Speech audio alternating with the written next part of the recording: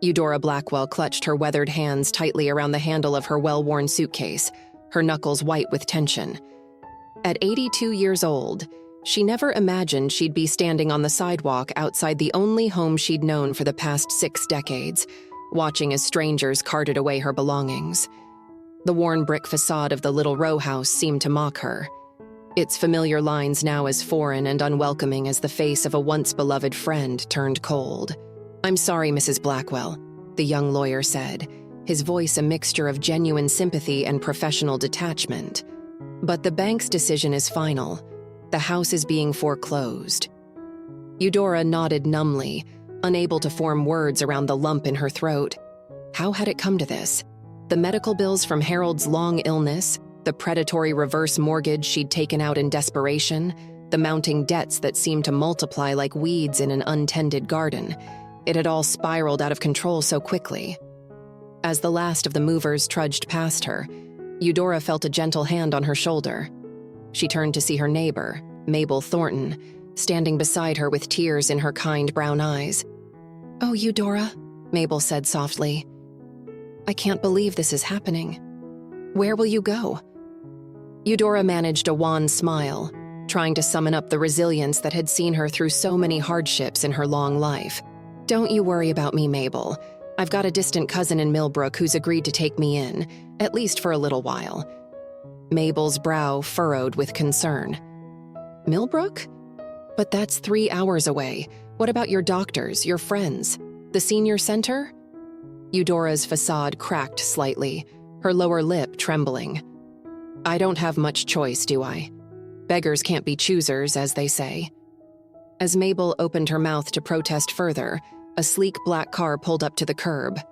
A tall, distinguished-looking man in his late 50s stepped out, his salt and pepper hair neatly combed and his tailored suit speaking of wealth and influence. "Mrs. Blackwell?"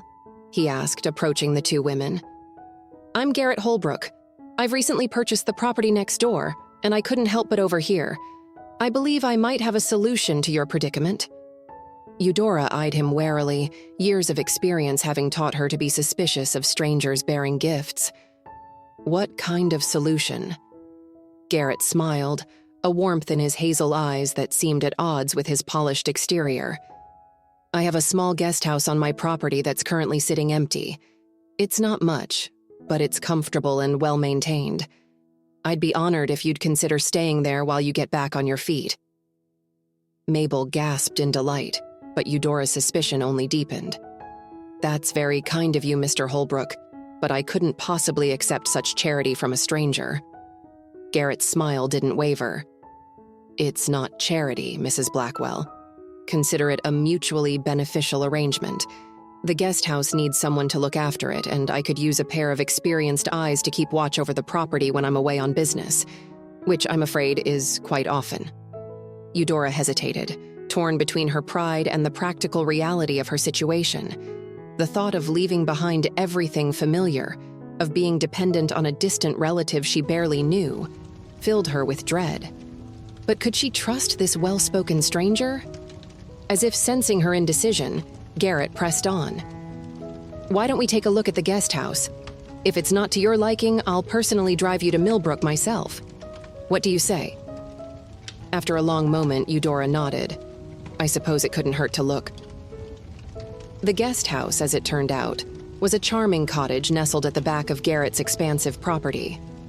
Its white clapboard siding and cheerful red shutters reminded Eudora of the house she'd grown up in, back in rural Maine.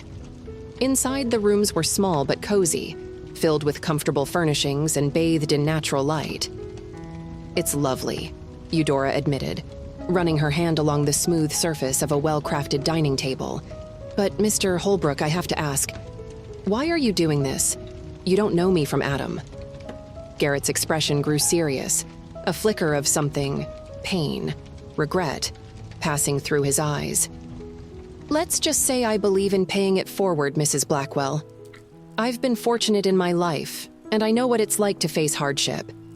If I can help ease someone else's burden, well, that's reward enough for me." Over the next few weeks, Eudora settled into life in the guest house. True to his word, Garrett was often away on business, but he made sure she had everything she needed. Mabel visited frequently, bringing home-cooked meals and village gossip in equal measure. Yet despite the comfort of her new surroundings, Eudora couldn't shake a nagging sense of unease.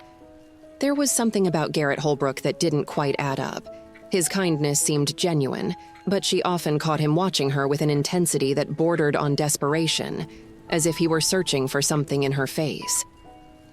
One afternoon, as Eudora was tending to the small flower garden she'd started outside the guest house, she heard raised voices coming from the main house. Curiosity getting the better of her, she crept closer, staying hidden behind a large hydrangea bush. "You can't keep this up forever, Dad," a young woman's voice said, filled with frustration. "You need to tell her the truth." "I will, Cassandra," Garrett replied, his usual composure cracking. "But these things take time. I can't just blurt it out over afternoon tea." "Why not?" Cassandra demanded. "You've been searching for her for years. Now that you've found her, why drag it out?" "Because I'm afraid." Garrett's voice broke. "Afraid she'll hate me, afraid she'll refuse to forgive me. I abandoned them, Cass. Your grandmother, your mother. I left them with nothing. How do I even begin to make amends for that?" Eudora's heart pounded in her chest, her mind reeling from what she'd just heard. Abandoned them? Grandmother? The pieces started to fall into place, forming a picture that was both shocking and eerily familiar. As she stumbled back to the guest house, memories long buried began to surface. Her daughter, Linnea, pregnant at 17 and heartbroken when the father disappeared without a trace. The grandson she'd never met, given up for adoption because Linnea couldn't bear to raise a child that reminded her of her lost love. The years of struggle and hardship that followed as Eudora worked multiple jobs to support her devastated daughter. Could it be possible? Could Garrett Holbrook be the boy who had broken her Linnea's heart all those years ago? The next few days were a blur of conflicting emotions for Eudora. She vacillated between anger at the man who had caused her family so much pain and a grudging appreciation for the kindness he'd shown her. She watched Garrett closely, searching for traces of her long-lost grandson in his features, in the way he moved and spoke. Finally, unable to bear the weight of unspoken truths any longer, Eudora decided to confront Garrett. She found him in his study, poring over a stack of documents. "Mr. Holbrook," she said, her voice steady despite the trembling in her hands. "I think it's time we had a talk." Garrett looked up, surprise and a flicker of fear crossing his face. "Mrs. Blackwell, is everything all right?" Eudora took a deep breath. "I heard you talking to your daughter the other day, about your past, about my daughter." The color drained from Garrett's face. He slumped back in his chair, looking suddenly old and vulnerable. "I'm so sorry," he whispered. "I never meant for you to find out like this." "So it's true then?" Eudora pressed. "You're the boy who got my Linnea pregnant all those years ago?" Garrett nodded, unable to meet her eyes. "Yes, I was young and scared. My parents threatened to cut me off if I didn't leave town, abandon Linnea and the baby. I was a coward, and I've regretted it every day since." Eudora's hands clenched into fists, a lifetime of anger and pain bubbling to the surface. "Do you have any idea what you did to her? To us? Linnea was never the same after you left. And the baby? My son," Garrett said softly. "I know he was given up for adoption. I've tried to find him, but the records are sealed." "Why now?" Eudora demanded. "Why, after all these years, did you decide to come looking for us?" Garrett finally looked up, his eyes shining with unshed tears. "Because I'm dying, Mrs. Blackwell. Cancer. The doctors give me 6 months, maybe a year. I couldn't bear the thought of leaving this world without trying to make amends, without meeting my son, without—" His voice trailed off, but Eudora understood. "Without asking for forgiveness." The revelation hit her like a physical blow. This man, this stranger who had shown her such kindness, was not only the boy who had broken her daughter's heart, but also her grandson's father. And he was dying. In that moment, Eudora felt the weight of her 82 years pressing down on her. She thought of all the pain and struggle she'd endured, of the daughter she'd raised alone, of the grandson she'd never known. and she thought of Garrett, carrying the burden of his mistakes for all these years, desperate to make things right before it was too late. "I don't know if I can forgive you," Eudora said slowly. "What you did, it caused so much pain. But I'm willing to listen, to try and understand. For Linnea's sake, and for your son's." Over the next few weeks, Eudora and Garrett spent long hours talking. He told her about his life after leaving town, the guilt that had eaten away at him, the attempts to numb the pain with alcohol and meaningless relationships. He spoke of his eventual success in business, his marriage to a kind woman who had given him Cassandra, and the gnawing emptiness that had persisted despite his outward prosperity. Eudora, in turn, shared stories of Linnea's life, her struggles as a young single mother, her decision to give up the baby, the years of depression that followed. She spoke of her own challenges, raising a heartbroken daughter while working multiple jobs to keep them afloat. As the days passed, Eudora found her anger slowly giving way to a complicated mix of emotions. She couldn't forget the pain Garrett had caused, but she also couldn't deny the genuine remorse he showed. And as his health visibly declined, she felt an unexpected surge of protectiveness towards this man who was, after all, her flesh and blood. One evening, as they sat on the porch of the guest house watching the sunset, Garrett turned to Eudora with a serious expression. "I want to make things right," he said. "Not just with you and Linnea, but with my son as well. I've hired a private investigator to try and locate him. If we find him, would you be willing to meet him?" Eudora's heart clenched at the thought of the grandson she'd never known. I don't know," she admitted. "It's been so long. What if he doesn't want anything to do with us?" Garrett nodded, understanding in his eyes. "It's a risk we'll have to take. But I believe he deserves to know the truth, to have the chance to decide for himself." As summer faded into autumn, Garrett's health continued to deteriorate. Eudora found herself spending more time at the main house, helping Cassandra care for her father and getting to know the granddaughter she'd never expected to have. It was a crisp October morning when the call came. The private investigator had located Garrett's son, their grandson. His name was Ethan. He was 45 years old, and he lived just 2 hours away. The news sent shockwaves through their fragile family unit. Garrett, despite his weakened state, was determined to meet his son. Eudora, torn between excitement and fear, agreed to accompany him. The drive to Ethan's home was tense, filled with unspoken anxieties. What if he refused to see them? What if he was angry, unforgiving? What if this reopened old wounds that were better left closed? As they pulled up to a modest suburban home, Eudora's heart raced. She watched as Garrett, leaning heavily on a cane, made his way up the front walk. She followed close behind, ready to support him if needed. The door opened, revealing a tall man with Garrett's eyes and Linnea's smile. Ethan looked between them, confusion and a hint of recognition dawning on his face. "Can I help you?" he asked cautiously. Garrett took a shaky breath. "Ethan? My name is Garrett Holbrook. I'm your biological father, and this is Eudora Blackwell, your grandmother." Ethan's eyes widened in shock. For a long moment, no one spoke. Then, just as Eudora was sure he would slam the door in their faces, Ethan stepped back. "You'd better come in," he said quietly. "I think we have a lot to talk about." The next few hours were a whirlwind of emotions. Ethan listened silently as Garrett and Eudora told their story, his face a mask of conflicting feelings. When they finished, he sat back, running a hand through his hair. "I always wondered," he said finally. "My adoptive parents were wonderful, but I always felt like there was a piece of me missing. I never imagined." He trailed off, shaking his head. "We don't expect anything from you," Eudora said gently. "We just wanted you to know the truth, to give you the choice of whether you want us in your life." Ethan was quiet for a long moment. Then, to Eudora's surprise, he reached out and took her hand. "I'd like that," he said softly. I'd like to get to know you both, if you're willing."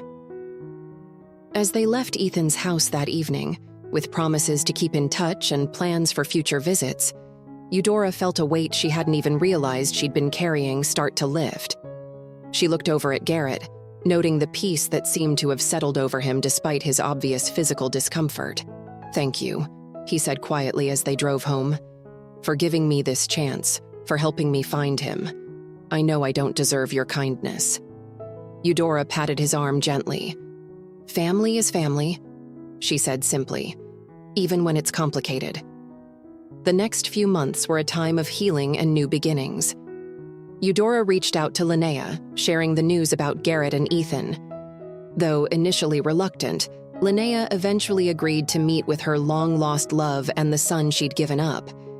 Their reunion was tearful and bittersweet, filled with apologies and explanations, regrets, and cautious hope. As Eudora watched her daughter and grandson embrace for the first time in 45 years, she felt a sense of completion she'd never thought possible.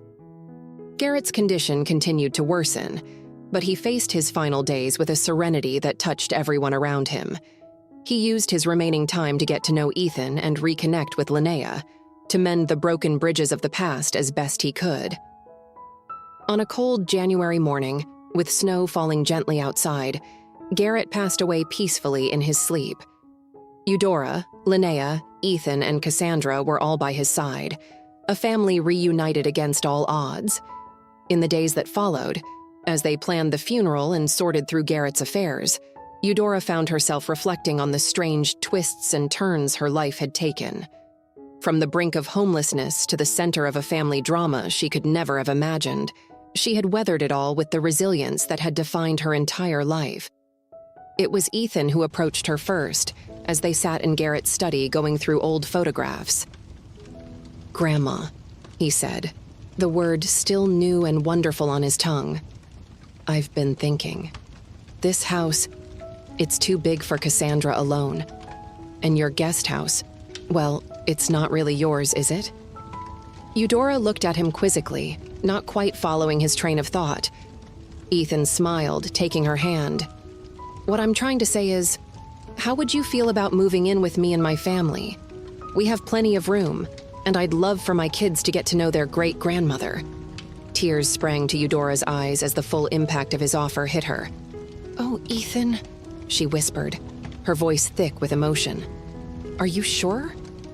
I wouldn't want to be a burden." Ethan squeezed her hand gently. "You could never be a burden, Grandma. You're family. And after everything you've been through, everything you've done for us, well, it's the least we can do." Linnea, who had been quietly listening from across the room, spoke up. "I think it's a wonderful idea, Mom. You've spent so many years taking care of everyone else. It's time someone took care of you for a change."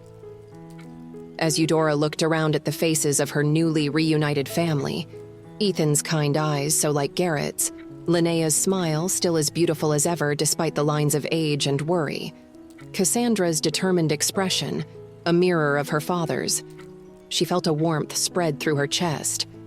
For the first time in years, perhaps decades, she felt truly at home. "Well," she said, dabbing at her eyes with a handkerchief, "I suppose I could give it a try.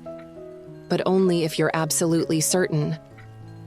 The next few weeks were a flurry of activity as Eudora prepared to move. Ethan and his wife, Sarah, came to help pack up her belongings from the guest house. As they worked, Eudora found herself sharing stories of her life, of the hardships she'd faced, and the joys she'd experienced. "You know," she said as they carefully wrapped a set of china that had belonged to her mother, "when I was forced out of my home, I thought it was the end. I couldn't imagine how life could go on. But now," she paused, a small smile playing on her lips, "now I realize it was just the beginning of a new chapter." Sarah, a warm-hearted woman with laugh lines around her eyes, squeezed Eudora's shoulder. "Life has a funny way of surprising us, doesn't it? When Ethan first told me about finding his biological family, I was worried. But seeing how happy it's made him, how it's filled a hole in his heart he didn't even know was there. Well, I couldn't be more thrilled to welcome you into our lives." The day of the move arrived, crisp and clear. As Eudora stood on the porch of the guest house one last time, she felt a presence beside her. Turning, she saw Cassandra, her eyes red-rimmed but her smile genuine. "I wanted to thank you," Cassandra said softly, "for giving my dad a chance, for helping him find peace in his final months. I've never seen him as happy as he was after he reconnected with you and Ethan." Eudora reached out and took the younger woman's hand. "Oh, my dear, your father gave me far more than I gave him. He gave me back my family, my hope, and he gave me you, a granddaughter I never knew I had." Cassandra's eyes welled with tears. "I'm going to miss having you next door." "I'll miss you too, sweetheart," Eudora said, pulling her into a hug. "But this isn't goodbye. It's just, see you later." As they embraced, Eudora caught sight of a familiar figure making her way up the path. Mabel, her old neighbor and friend, was huffing slightly from the exertion, but beaming from ear to ear. "You didn't think I'd let you leave without saying goodbye, did you?" Mabel called out as she approached. Eudora laughed, releasing Cassandra to greet her friend. "Mabel, you old troublemaker. I should have known you'd be here to see me off." Mabel's eyes twinkled with mischief. "Well, someone has to make sure you don't get into too much trouble in your new digs. Can't have you running wild and corrupting the youth now, can we?" The two elderly women cackled together, years of shared jokes and experiences flowing between them. As their laughter subsided, Mabel's expression grew more serious. "I'm going to miss you something fierce, Eudora," she said. "But I'm so happy for you. Who would have thought all those months ago when you were being evicted that things would turn out like this?" Eudora shook her head in wonder. "Not me, that's for certain. Life has a way of taking us on the most unexpected journeys." As they said their final goodbyes, Eudora felt a bittersweet pang. She was leaving behind a lifetime of memories, both good and bad. But as she climbed into Ethan's car, surrounded by the chatter of her great-grandchildren in the back seat, she knew she was moving towards something wonderful. The drive to Ethan's home was filled with lively conversation and the occasional squabble from the kids. Eudora found herself laughing more than she had in years, charmed by the boisterous energy of her newfound family.